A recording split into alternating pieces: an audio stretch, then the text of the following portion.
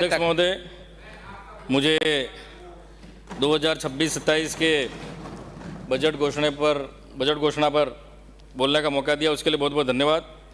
माननीय अध्यक्ष महोदय, इस बजट में SC/ST के लिए बिल्कुल जीरो बजट है। ये सरकार, ये डबल इंजन की सरकार और माननीय मुख्यमंत्री महोदय, मतलब ये इस राज्य में SC/ST के लोग भी रहते हैं, ये इनको पता नहीं है। तो अब की बार 1 रुपये की भी घोषणा नहीं की और पहले वाले बजट में 2025-26 में 1750 रुपये की घोषणा की थी, वो भी धरातल पर एक पैसा का काम नहीं हुआ। तो ये डबल इंजन की सरकार कर क्या रही है? पहले वाला बजट ही पूरा नहीं हुआ। मैं माननीय अध्यक्ष महोदय जी, आपके माध्यम से बताना चाहूंगा कि ये कह रहे हैं कि हमने 5 साल का काम 2 साल में कर दिया। मैं आपको बताना चाहता हूं, 2025 का बजट घोषणा पेज नंबर 26 में उदयपुर में बलीचा तिराहे पर 4 लेन फ्लाईओवर का निर्माण कार्य 50 करोड़ की घोषणा की थी। एक ईंट तक नहीं लगी अभी वहां पर। मैं उसी रोड से जाता हूं और यह घोषणा में। उसके बाद पेज नंबर 29 में डूंगरपुर सहित 15 शहरों में रिंग रोड के निर्माण की 50 करोड़ की घोषणा की थी। आज तक वो रिंग रोड नजर नहीं आई है। पता नहीं कागजों में है कि किधर गई। माननीय अध्यक्ष महोदय, पेज नंबर 31 पर 2025 की घोषणा की बात कर रहा हूं। जनजाति के लिए 1750 करोड़ की घोषणा की थी। 1 रुपया भी जनजाति पर खर्च नहीं किया। तो यह पैसा कहां गया? क्या हम जनजाति राजस्थान के मूल निवासी नहीं है? क्या हम इस देश के मूल निवासी नहीं है? हमारे साथ भेदभाव क्यों होता आ रहा है? प्राचीन काल से हमारे साथ भेदभाव होता आ रहा है। एकलव्य का अंगूठा काटा, नहीं तो एकलव्य अर्जुन को भी पीछे छोड़ देता। आज हमारे साथ भी स्थिति ये है। आदिवासी आगे आना चाहता है, आदिवासी बढ़ना चाहता है, लेकिन आदिवासी को रोका जा रहा है उसको। माननीय अध्यक्ष महोदय, पेज नंबर 42 पर राज्य के आदिवासी बाहुल्य जिलों में ऐतिहासिक धार्मिक स्थलों पर 100 करोड़ रुपए की घोषणा की थी। क्या हुआ? उसमें धार्मिक स्थलों में आ गया त्रिपुरा सुंदरी, मानगढ़ धाम, बेड़ेश्वर धाम, सीता माता अभ्यारण्य, ऋषभदेव, गौतमेश्वर मंदिर। क्या हुआ? आदिवासियों के ये धार्मिक स्थल है, 1 रुपया खर्च नहीं किया। और बात कर रहे हैं डबल इंजन की सरकार, डबल इंजन की सरकार, 1 रुपये का काम नहीं हुआ। माननीय अध्यक्ष महोदय, ये ऋषभदेव जो नाम आया है, ये ऋषभदेव नहीं है। आदिवासियों का इतिहास धीरे धीरे खत्म किया जा रहा है। ये पहले केसरिया जी था, इसके पहले धुलेव के नाम था धुलेव।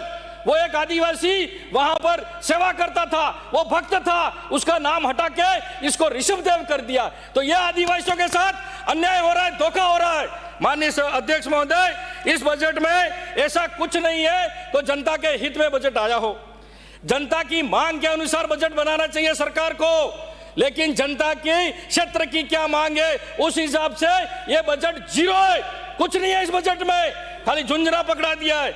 माननीय अध्यक्ष महोदय, मैं कहना चाहूंगा, हमारे TSP क्षेत्र में युवाओं की क्या मांग है, युवा क्या सोचता है? आज भी हमारे युवा को नौकरी नहीं मिल रही है, शिक्षा नहीं मिल रही है, शिक्षा की व्यवस्था अच्छी नहीं है, लेक्चरर नहीं है, अध्यापक नहीं है। तो यह देश क्या कर रहा है? डबल इंजन की सरकार क्या कर रही है? TSP क्षेत्र में युवाओं की मांग है। अध्यक्ष महोदय, मैं पहले भी कई बार बोल चुका हूं, जनसंख्या के आधार पर हमारा युवा आरक्षण मांगता है सरकारी नौकरियों में। जिसकी जितनी जनसंख्या हो उतना आरक्षण मिलना चाहिए। यह कब से मांग कर रहे हैं? उसके बाद TSP क्षेत्र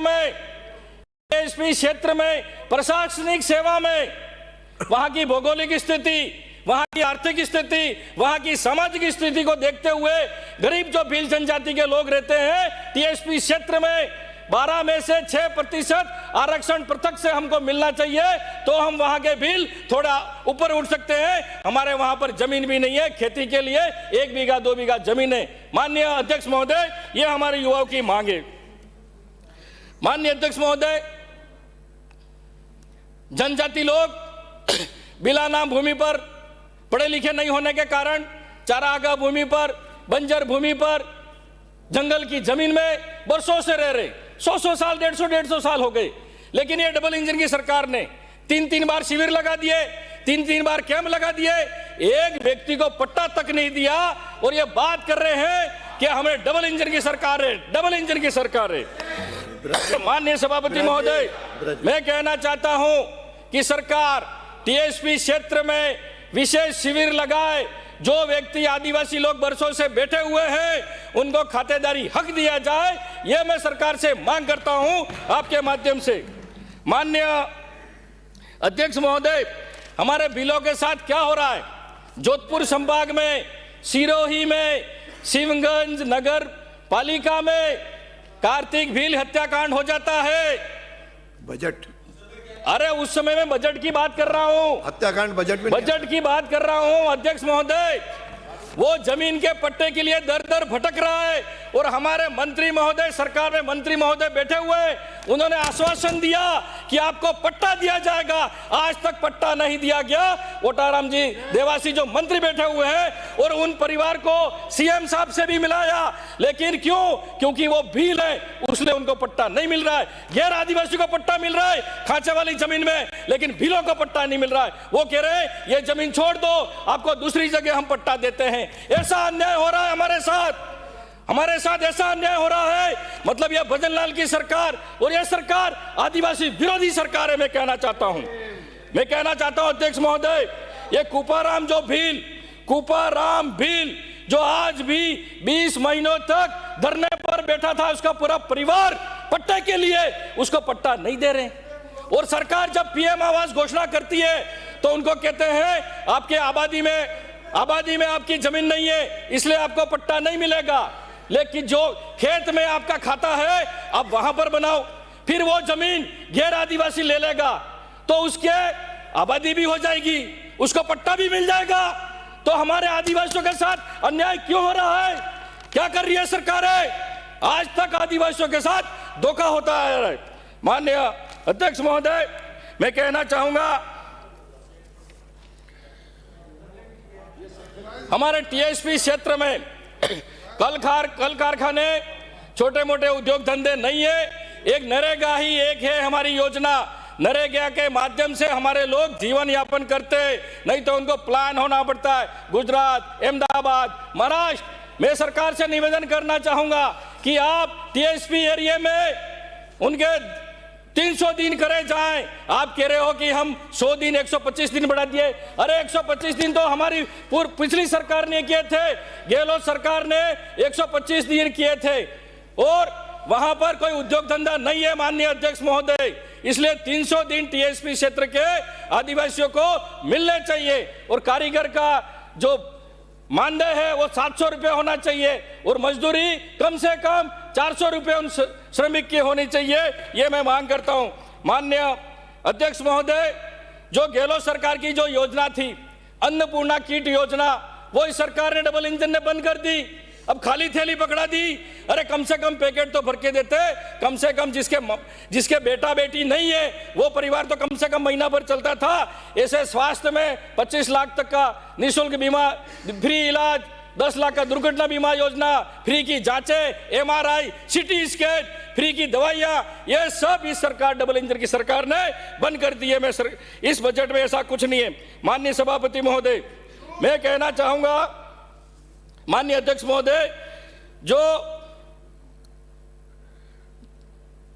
शहर के पेयजल को लेकर अभी जो जेजेएम या जो काम चल रहा है, शहर में पूरी सड़कें खोद दी है, लोग घर से बाहर निकल नहीं सकते और आप कह रहे हो हमने घर घर नल पहुंचा दिया। इस स्थिति में ये डबल इंजन की सरकार ने ऐसा कुछ काम नहीं किया है। एसटी एससी की छात्रवृत्ति समय पे नहीं मिल रही है, उनकी छात्रवृत्ति बढ़ाई जाए और जनजाति छात्रावासों की हालत बिल्कुल खराब है, बिल्कुल दयनीय है, जर्जर है। कभी भी माननीय सदस्य बिराजो, आपने मुझे बजट पर बोलने का बैठिए अवसर प्रदान किया। अरे आप मैं तो बैठो, आपका समय खत्म हो आपका गया। आभार व्यक्त ये करता मेरा हूं। काम है। अरे मेरा काम है। मैं आभार व्यक्त